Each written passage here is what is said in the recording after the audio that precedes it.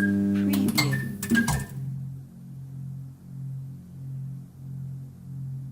Hello and welcome to Beyond the Buzzer. I am your host, Landon Pavin. We have the usual Chris Spar and a new guest today, Trent Osbourne. How are you doing, Trent? I'm doing well. Thanks for having me on. I'm excited. And Chris, how are you doing today on this nice, hot evening? I am doing great. Father's Day special, isn't it? Yes, I guess it's just Really another bad day time. with the label. All right, so we are doing the Northwest Division with the Jazz, Nuggets, Timberwolves, Trailblazers, and the Sonics/Thunder. We are only doing a top 10 list because we have 3 people, which is abnormal for this. So I'm going to kick us off with number 10. I got David Thompson. The guy didn't play many years. I think it was 8 seasons, 7 with the Nuggets. 1 year was an ABA. He went down the wrong path once he got traded to the Seattle Supersonics. He got pushed down a flight of stairs at a nightclub, injuring his knee. So that kind of pushed his career. And did I forget to mention, he was spending $1,000 a day on cocaine, and that put him in $2.2 million in debt. So that's one reason why he didn't make it past 8 years in the NBA. Funny thing is, he was Michael Jordan's inspiration. Jordan actually wanted him to introduce him into his Hall of Fame speech. Did you know that he was the number 1 overall pick and that 2 teams picked him and he ended up going to the ABA team instead of the Atlanta Hawks? I thought that was pretty interesting. It was only because the ABA team, the Virginia Squires, had more interest in him. But 24 points a game, 4-time All-Star, 2-time All-NBA. I have no idea if he's on any of your lists. Probably not, because you guys aren't as old as me, right? Totally, Landon. We are not as old as you. I wish I had more to respond with David Thompson, other than the fact that he's on my, NBA 2K Ultimate Team. I really didn't know much about him. I know that he has a sick card in 2K. Not that has anything to do with his playing career. Or I didn't really know much about him. He didn't make it onto my list. But, he must have lived a killer lifestyle if he went $2.2 million in debt for cocaine. I'm sure he was fun to party with before he left the NBA. But that's all I have to say about him.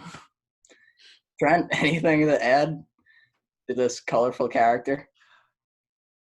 Trent, if you have him on your list, you can No, save it, nothing else other than David Thompson wasn't on my list, but he was somebody that I looked at for sure. He was definitely in that kind of 3 to 4 people I was considering for the 10th pick, but I ended up going with someone else. No spoilers.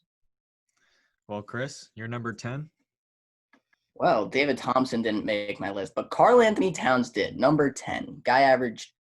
He's 5 years in, averaging 22 points, 12 rebounds, just over 3 assists, and a block and a half. Only 2 All-Stars, 1 All-NBA, Rookie of the Year, but he's been averaging a double-double since he entered the league. Terrific player. Hasn't had much playoff experience, hasn't really had a team around him, and before the season ended, Timberwolves looked rather disastrous. That being said, great player. I think he deserves the 10th spot. I was really battling. I was between 3 centers that are playing right now. Gobert, 2-time Defensive Player of the Year, or Jokic, who is just kind of a beast. So I'm going to throw a little curveball at you, Chris. You got Karl Anthony Towns, who hasn't even made the playoffs yet. And I mean, I know this is like individual type of stuff, but I got a player on my list that when he first came in the league, he brought an organization that had never exceeded 30 wins and brought them to the playoffs after 6 years of no playoffs. So I'll bring that to my argument later. But Trent, anything before you say your number 10? Well, hold on. I don't know why you're throwing so much shade at Karl Anthony Towns, though. Remember the perfect season that went off the rails? He had 32 straight wins when he entered the league. And then they didn't make the playoffs. But still, you're talking like he hasn't accomplished anything. The only time he averaged less than 20 points was his rookie season. I'm just saying. He's a great player for an organization that couldn't even win with Kevin Garnett. I'm just saying, if you're going to put somebody in a top 10 list and you have 5 teams to choose from, and the guy hasn't even made the playoffs yet, that's kind of rough for me. Yeah, it's kind of rough for me too. I'm not gonna lie. Karl Anthony Towns was nowhere on my radar when I was going to make this list. There's a couple guys. If you wanted to pick a current player, there's a couple of guys you could have went with other than Karl Anthony Towns. I think, I like mean, you for said, sure, I could have gone Donovan Mitchell. Jokic has already brought his team Damian Lillard. as Russell Westbrook, Kevin Durant. we're at number 10. Calm down. Russell Westbrook and Kevin Durant. If they're this low on your list, if they're below, if you were arguing them like, hush, I put Russ at number 10, he's only won 1 MVP. Like, he should probably be higher than 10 if that's what your consideration is. Also, Timberwolves have made the playoffs. Karl Anthony Towns has made the playoffs, so don't be throwing that in his face. He did I'm make. sorry. Just one. Not saying he did well in the playoffs, averaging 15 points and like 9 rebounds, but it's just the thing. It's just With the Jimmy start, Butler, you got to start somewhere. yes. Yeah, With I Jimmy Butler, mean, it's and only up from here, right? yeah, Um, only getting better. number 10, like Landon, I went with a Denver Nugget, but I did not go with David Thompson. I went with Alex English. Throughout his career with the team, averaged 26 points a game, over 5.5 boards, over 4 assists, averaged a steal a game, 8 All-Star games, and 3 All-NBA appearances. That kind of put him over the hump of David Thompson when it came into that discussion for me. Like you listed all the reasons that David Thompson's career got derailed. That guy would be a lot higher on this list, I think, if those things had not happened. But I think Alex English throughout his entire career was one of the best scorers in the league. And I think that's enough added on to his longevity to slide him into that 10th spot for me. I'm just going to say I didn't do any research on Alex English, but I'm going to imagine he's in the similar realm of David Thompson. But, drugs probably wasn't English's or Alex English's dictionary. And, but I feel like those guys are pretty similar in skill. Chris? Don't have much to say. I don't really know much about Alex English. It's got a pretty cool name. I don't know. I never watched Alex English play, obviously. I don't really know who he is. I didn't know what team he was on. Never actually heard of him before. So you just added a new name to my lexicon. Thanks, Trent. Trent, go ahead and give us your number 9 now. All right, so my number 9, former member of the Utah Jazz, and I went with Adrian Dantley. And Adrian Dantley has a really weird career. If you look at his numbers, they really pop off the page at you. I mean, he averaged in his 7 years in Utah, he averaged 30 points a game, and to go along with two scoring titles, 6 rebounds, 4 assists, shot 56% from the field, and he made 6 All-Star games and 2 All-NBA teams. You'd think a guy averaging 30 points a game over 7 years would make more than 2 All-NBA teams, but if you've seen the Bad Boys documentary, you would know that Adrian Dantley had a lot of issues with his attitude, thinking that he was the man when sometimes he may not have been, and that derailed his success as far as team stats go, but the guy's a walking bucket.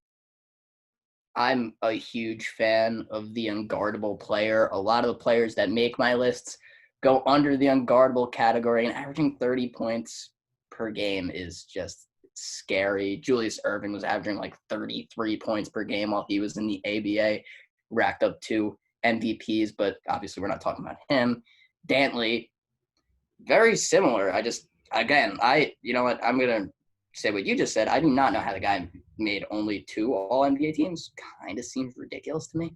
You'd think he would be on more teams, like you said. Yeah. I have a lot to say about Dantley, so I'm going to save it for when he makes my list. But they call him the teacher for a reason. He went to the line 10 times a game throughout his entire career. He let people block him on his first layup attempt or shot attempt, so he can get him with some pump fakes later on in the game. Now, when I first heard that, I was thinking, wow, this guy is a teacher. But like you said, the guy was a bucket. And I got a great comparison that Chris, you're going to love when you hear my comparison. So, Chris, you're number 9. Well, I'm going to stay on the category of unguardable scorers. Carmelo Anthony, when he was with the Nuggets, so much fun to watch. Oh, look at Trent shaking his head in disagreement. I don't know if I'm on screen. Sorry, I'll let you finish. My bad. No, please. I'd love to hear what you said. He only made Before Trent goes off, I'm going to say 3 All-NBAs, which is more than Adrian Dantley did in his time. But 3 All-NBAs with the Nuggets, 4 All-Stars. He played with this man here, Iverson, who didn't make my list. Only spent 3 years with the Nuggets. He had 3 All-Stars, but unimpressive stats. Wasn't able to climb that hump for me. But yeah, Melo, just unguardable. He could 3-level scorer, loved dunking on people and throwing lobs to J.R. Smith, and just all around fun to watch, which kind of gave him an edge up on a few other people for me. Trent, go ahead. I know you want to say something. Let's hear it. You've been holding it in. It's like a volcano. So well, my reaction is a bit more dramatic than my actual feelings about it. I love Melo. I'm a big Melo fan as far as my favorite players go, but if I'm comparing him to a guy like Adrian Dantley, right? Adrian Dantley was scoring 30 points per game, which is more than Melo was scoring in Denver, and he was scoring that at 22. At his peak, he was averaging like 24 points per game with them, which is less than he had with the Knicks, but he was younger, less tools in his belt. Still, though, you couldn't guard him. If he pulled up in the mid-range, it was going in. You weren't stopping it. My biggest issue with Melo is, and kind of with the Knicks, but more so with his time in Denver, is that he just wasn't an efficient scorer. And I'm not a big advanced stats guy, but I mean, he was shooting 31% from 3. I don't have his regular overall field goal percentage in front of me, but it wasn't great. Outside of that one Western Conference Finals he had when he went up against Kobe and the Lakers, he didn't win a lot in Denver either. Over the guys, Melo's great. I thought about Melo for my 10th spot too, but I just don't think that he had the longevity or the success in Denver to make the list personally. Yeah, his problem in Denver and really everywhere else he went, you're right, never shot particularly well. There were a few seasons where he shot below 30%, and he's never shot over 50 from the field. He's only had one season, and it was the season just after his scoring title, in which he scored at a rate above, or shot at a rate over 40 from 3. He was never efficient. It's just that he put numbers up and was exciting while he did it. He was more fun to watch than a lot of people that I've seen. I'm going to back Trent up here on his position. Melo versus LeBron, same draft class, both coming out of compare Melo and LeBron. They're not in the same category. LeBron's before here. You interrupt me, Chris, listen. Someone like Kevin Durant and Curry, Carmelo Anthony, then you maybe LeBron, have the Melo category. Carmelo's 6-4 against LeBron when he was with the Nuggets. The only reason people, I mean, obviously people are going to take LeBron over Carmelo, but the only reason is because of efficiency and defense. But when they played against one another, it was a very physical battle. And like I said, Melo always came out on top, 6 out of 4 times. So. Well, my thing is, you just brought up efficiency and defense. Efficiency, no doubt. LeBron is probably the best player of all time, if not the second best. It depends where your stance is. I'm kind of more of an MJ guy, not the conversation we're having right now. But Melo was a very good defender. He just stopped playing defense because he was lazy, which maybe if he were here, he'd try to defend himself, but he's not. He was incredibly athletic and a gifted defender, especially with the Nuggets. It's when he played his best defense. Carmelo's good for telling his own teammates to get the hell out of the way on an easy rebound, and then he's good for a 15-footer about 10 times a game. Okay, I'll take that. I mean, I wouldn't build a team around it, but hey, I would totally take that on my team. if I had to pick certain stars, I would love to have Melo as a role player in a primary scoring role. He is very gifted in that area. If Trent, you don't have anything else to say, I'll move on to my number 9. I got Pete Maravich. I mean, the guy was a gifted scorer and a gifted passer. His vision was phenomenal and unbelievable, impressive ability to score 25 points a game, 6 assists with the Jazz.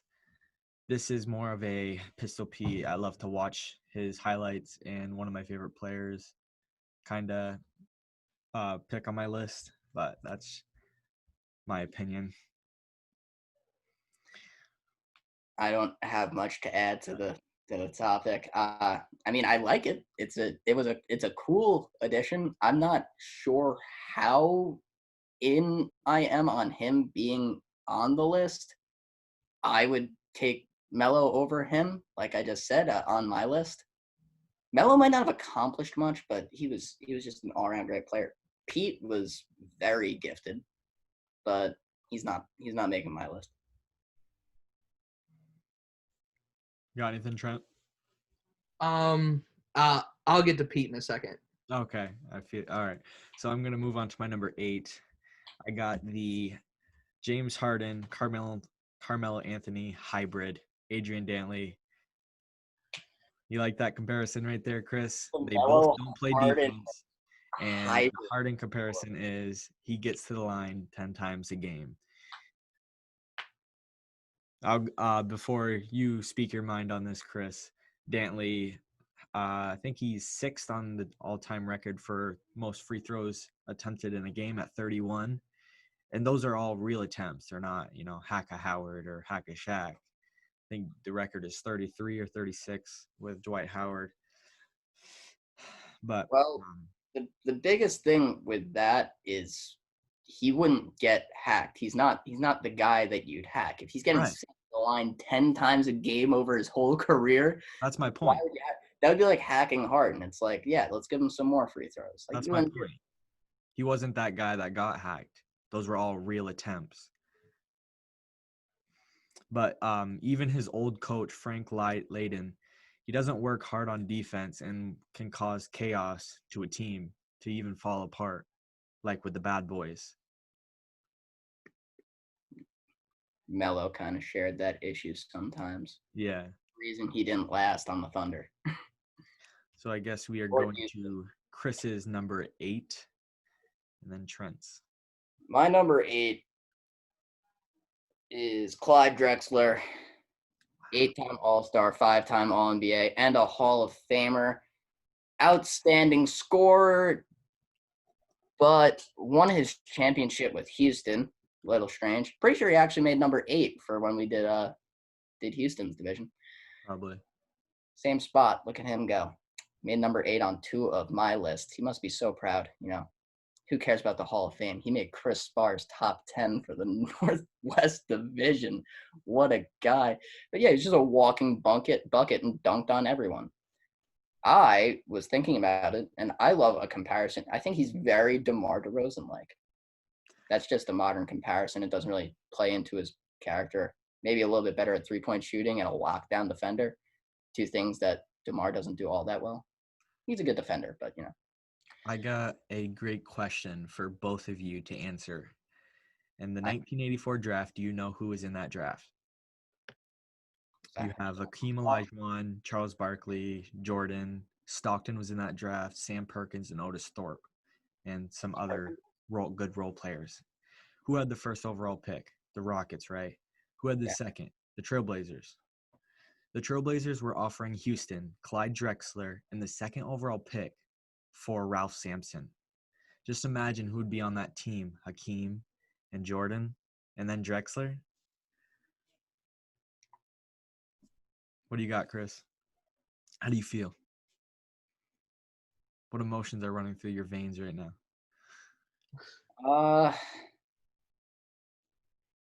Yeah, I really would that be the best team of all time? Jordan, Hakeem, and Drexler? Probably. Yeah. Just imagine if that trade went through. That's definitely food for thought. Never heard about that, but Yeah, I know. I was watching this video on Drexler, and that came up. I was like, wow. how educational. Yeah, you're so welcome. You can use that for your writing piece later tonight, Trent. Yeah, definitely. So, Trent, you're 8. So my 8, I don't have a lot to add to what you said. My 8 is Pete Maravich. Pete, all the stats that you listed are true. 1-time scoring champ. But the biggest thing for me that put him over a guy like Adrian Dantley is just the influence I think he had. And he was the NBA's first real showman when it came to passing and all that. He was definitely a big step up from a guy like Bob Cousy, who couldn't dribble with both of his hands. And just to see all the stats that he put up, I mean, averaging 25 points per game without a 3-point line is ridiculous if you're not a center, especially in that era. I think Pete, depending on who you ask, he's either very overrated or very underrated, but I think he's definitely somebody who is worth most of the praise that he gets. I even like that commercial he's in with the great coach. He passes the ball like this, and it goes that way. Yeah. Like, I don't know how he does that. The guy was a wizard. He didn't play for the Wizards, but he was a wizard. Right. Wizards didn't exist yet. Yeah. Just gonna throw that out there. I'm not even sure if the Bullets existed yet. No clue. But, Trent, give us your number 7 now. My number 7 is actually Clyde Drexler. Funny enough. A career 21, 6, and 5 guy. I believe he averaged 2 blocks a game with Portland. I'm looking at that. That sounds ridiculous. 9-time All-Star, 4th All. I'm looking at my stats for somebody else later on the list. Sorry, this is very thrown together. For 20. No, I was looking at the right stuff. 8-time All-Star, 5-time All-NBA, 9th all-time in steals. Was never able to get a championship because he kept running into Michael and the Bulls. In Portland, of course, he got his championship in Houston. But Clyde's another guy like Adrian Dantley. I think he fits into a weird place in NBA history. I think the Glide could make an argument for the second best shooting guard in the 80s. You know, they called him the Glide for a reason. He was just so smooth with the ball, whether it was above the rim or below the rim. And he has a nice mid-range too. And, you know, he eventually was able to shoot like above 25% from beyond the arc. Eventually, he got there. He did. At one point. Yeah, Clyde was something else, man. He was just he had the ups to get those 2.5 blocks per game. It was so cool. You know, if you watch his highlights, they show his defense. It's not too many players that they have that for. You have Ron because of all his chase down blocks, but that's about it. Glide even was on a late night show back in the 80s. Somebody wrote in their book, Glide had a great strip on Michael Jordan in the finals. And Glide came back and said, no. Jordan has like 9 moves. I just happened to pick the right one. So Glide was a smart defender and capable of guarding the bigger guys or top names. Yeah, I was gonna say Clyde Drexler's bigger than Jordan. Yeah. By about an inch and 20 pounds. Yeah. So, but if there's no one number else, 7. My number 7 is Gary Payton. No applause. Oh, 9-time All-Star, 9-time All-NBA, 9-time All Defense, Defensive Player of the Year, and only a 1-time steals champ, which surprised me like a lot. I couldn't believe it. But he also had the Hall of Fame bid, which was not surprising at all. I just listed all of that. If he didn't make the Hall of Fame, it would have been very surprising. And I'd say he's probably one of the best defensive guards to ever play, if not the best. I'm sure Rondo takes a lot away from him. And his time on Seattle was less eventful than I'm sure he wishes because he got his championship after he left with Miami. But he played with Sean Kemp, which was awesome. At the time. Lob City of the 90s. But that's really all I have to say because it's all he had. All he had was defense while he was in Seattle. He didn't win his championship till he played with D Wade. Yeah, I'm kind of unfortunate I didn't get to put Gary Payton on my list. But if he was to make my list, this would also be the same exact spot. I put him at 7. I love Trent's facial expressions. I hate to cut you off, but it's like when Kendrick Perkins goes on First Take. You just look over and it's all silence, and then he's when you had Karl Anthony Towns at your number 10. exactly the same. This is worse than that. This is worse than that. You're telling me that you put David Thompson, the NBA's resident crackhead, on your top 10 list and not Gary Payton? I feel like we were a lot more respectful. We're actually talking about him, and now he's the resident crackhead of the NBA. Which I mean, I don't want to be disrespectful, but no, you can be disrespectful. Did you hear about his past? Landon listed it for us. Yeah, we've all heard it. There had to be a good reason. Yeah. Do you have anything to say, Trent, about that? I'll get to Gary Payton. All right, perfect. So I'm gonna give my number 7 here, Russell Westbrook.